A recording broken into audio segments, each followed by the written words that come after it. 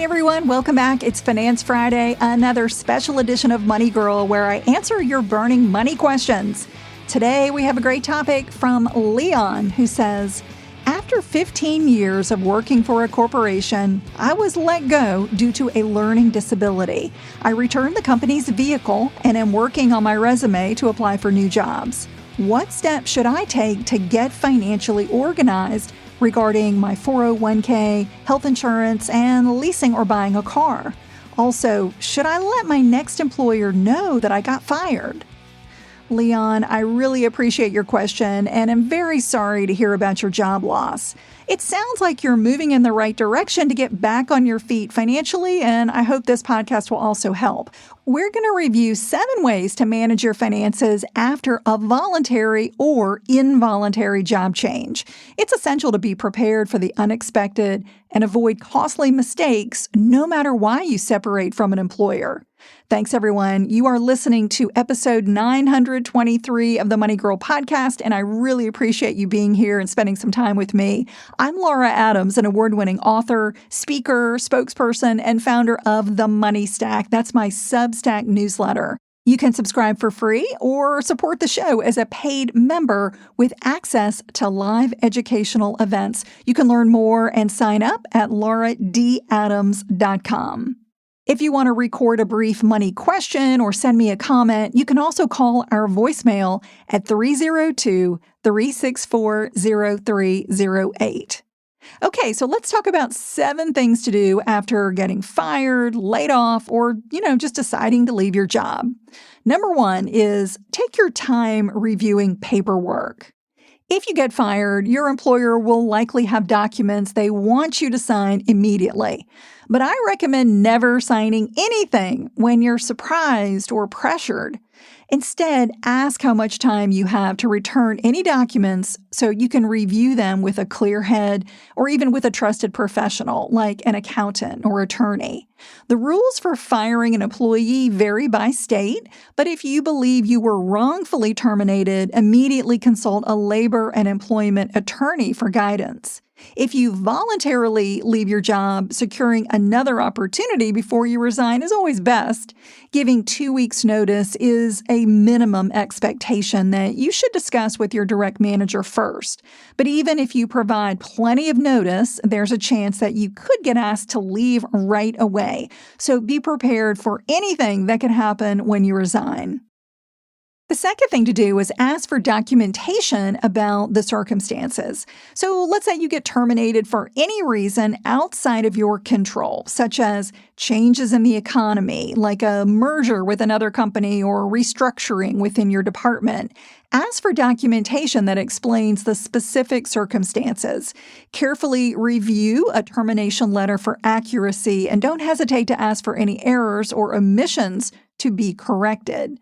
Before you leave an employer voluntarily or due to a layoff, ask for written recommendations from your direct manager or human resources and even your coworkers. That will give you a leg up as you start looking for your next job. No matter why you part ways with an employer, stay positive and remember that moving on is just a part of being a professional. And every job adds to your experience and it adds to your network. So do your best to never burn any professional bridges, even if you get fired. Number 3 is to negotiate any severance compensation. So depending on your role and the circumstances, you may get offered a severance package, such as a month or 2 of pay. However, there's usually some room to negotiate, especially if you suspect the package is below industry standards. If you ask for extra severance compensation and the company won't agree to it, request other benefits instead. For instance, they might be more willing to cover your health insurance for additional months or even to write multiple letters of recommendation for you. If you receive a final paycheck the same day that you get laid off or fired, double check that it's accurate and includes any unused paid time off or sick days that you're entitled to. However, for most large layoffs, you might not receive a final check for several weeks as the company processes many terminations. When you voluntarily leave a job, you may have some room to negotiate your exit compensation. For instance, if your company can't easily replace you, they might pay extra for you to create documentation about your role, to remain employed until you train a replacement, or even to work part-time over a transition period. The fourth thing to do is file for unemployment.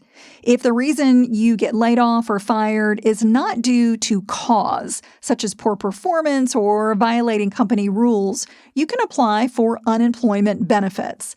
They replace a portion of your income while you look for your next job. Now, Leon mentioned getting fired due to a learning disability. Some states may have regulations or considerations for individuals with disabilities. So I'd recommend that Leon go ahead and apply for unemployment. If he's ineligible, his state will let him know. And you can start at the Department of Labor website at careeronestop.org to learn how to apply for unemployment benefits in your state. And I'll have a link to that in the notes for the show. Even if you think you'll find another job really quickly, filing for and receiving unemployment benefits can take time. So applying right away is worthwhile in case your job search takes longer than expected. Most states allow laid-off workers to collect unemployment benefits for up to 26 weeks. However, in some cases, if you receive severance payments, you may not qualify for unemployment until those payments stop. And note that you're never eligible for unemployment payments if you voluntarily leave a job. Remember that the purpose of the benefit is to support workers who unexpectedly lose their jobs and income. Number 5 is shop for insurance. After you get fired or voluntarily leave a job, your benefits like your health, life, and disability insurance typically end on the last day of the same month. Even if you negotiate to extend those benefits for a little while, shopping for replacement policies is wise. Now, unless you work for a small business, you're typically eligible for COBRA continuation coverage for up to 18 months. COBRA is a benefit that allows you to continue the exact same medical, dental, and vision insurance that you've been getting through your employer. However, the premium could be much higher than what you were paying as an employee because typically the employer is subsidizing some portion of your group coverage. Now, if you get a new job quickly, paying COBRA to bridge a short coverage gap might make sense. However, if you don't know your next career move and you want to save money, I recommend shopping for health and dental insurance at the federal marketplace. That's healthcare.gov. Depending on your expected annual income and your family size, you may qualify for a subsidy that reduces or even eliminates your premiums. Remember that going without health insurance for any period is very risky. A quick trip to an emergency room for a broken bone or an illness could leave you with a massive bill. So make replacing your health insurance a top priority. You may need to replace other policies like life insurance and disability insurance. You can compare quotes using a site like Finder.com or Policy Genius. Number 6, no options for your retirement plan. If you have a 401k or a 403b with a former employer, you've got multiple options that are not as time sensitive as insurance. So, Leon, you can wait to make that decision. But once you're no longer employed, I'm going to give you 3 good options for your retirement plan. One is to do an individual retirement account or IRA rollover. The IRS allows you to withdraw some or all of your balance from one retirement account and transfer it to another eligible account, and that's known as a rollover, and that's tax and penalty free. Some pros for doing an IRA rollover include having more control because you get to choose the financial institution and investments. Another option is to do a rollover to a new workplace plan. So most 401ks and 403bs allow a rollover from your old employer's plan once you're eligible to participate in the new plan. So doing a workplace-to-workplace rollover keeps your retirement savings in one place, which is pretty convenient, and that's where you also get federal legal protections from the Employee Retirement Income Security Act, known as ERISA. And I won't go through all the details of that law, but basically it gives you some nice protections from creditors. Another benefit of having money in a workplace retirement plan is that you can begin taking penalty-free withdrawals as early as age 55. Plus, some plans allow you to take a retirement account loan that you repay back to your own account with interest. However, you'll have more restrictions on tapping a workplace retirement plan than you would having money in an IRA. And the last option is basically do nothing. Just keep your money as is with your old employer. Most retirement plans allow you to keep money in the account after you're no longer employed. But leaving money in an old retirement plan does not give you as much flexibility as the other options that I just covered. Now, the upside is that your money stays invested and growing. So, Leon, if you know that you've got a new job with a retirement plan, then you could certainly do that rollover to the new plan. So you may want to just wait a little bit and see what happens with your career. And, if you figure out where you're going, you'll maybe know what options you have. But there's nothing wrong with just leaving the account where it is, at least for a little while. And number 7 is begin your job search. Leon mentioned that he's working on his resume, and that can help you create job profiles on various career sites like LinkedIn and Indeed. They automatically match your skills and experience with job openings on their platforms. You can also create helpful alerts for specific opportunities, like those in a particular pay range, industry, company, or city. Most job recruiters use LinkedIn to find candidates, so you want to refresh your profile there and change the settings to show that you are looking for work. The more descriptive your resume and career profiles are, the more likely you'll get discovered by prospective employers.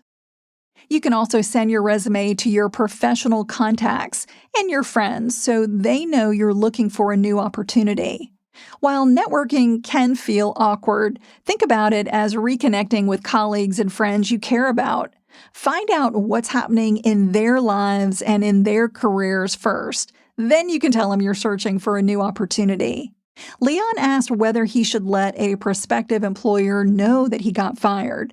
I think it's okay to show that you're unemployed on your resume, but I wouldn't include getting fired on a resume. I wouldn't proactively tell anyone unless they specifically ask about the circumstances for leaving your previous job. In that case, you should be truthful about what happened without dwelling on it. So I recommend being prepared with a brief, honest response about why you got terminated. If you have a good attitude about your previous employer and the skills, experience, and work ethic that you plan to bring to your next job, it can certainly outweigh the past. Making the most of a layoff or termination could be a positive change that sets you up for a better career and future. So, Leon, I hope this has been helpful, and I wish you all the best in finding your next terrific job. Before we go, a quick reminder to subscribe to The Money Stack. That's my Substack newsletter when you visit lauradadams.com. It's filled with money tips, tools, news, challenges, and things I enjoy. That's all for now. I'll talk to you soon. Until then, here's to living a richer life. Money Girl is a quick and dirty tips podcast, and we've got a really great team that I want to thank. Steve Rickyberg audio engineers the show. Brandon Gachus is our director of podcast. Holly Hutchins is our digital operations specialist. Morgan Christensen is our advertising operations specialist. And Nathaniel Hoops is our marketing contractor.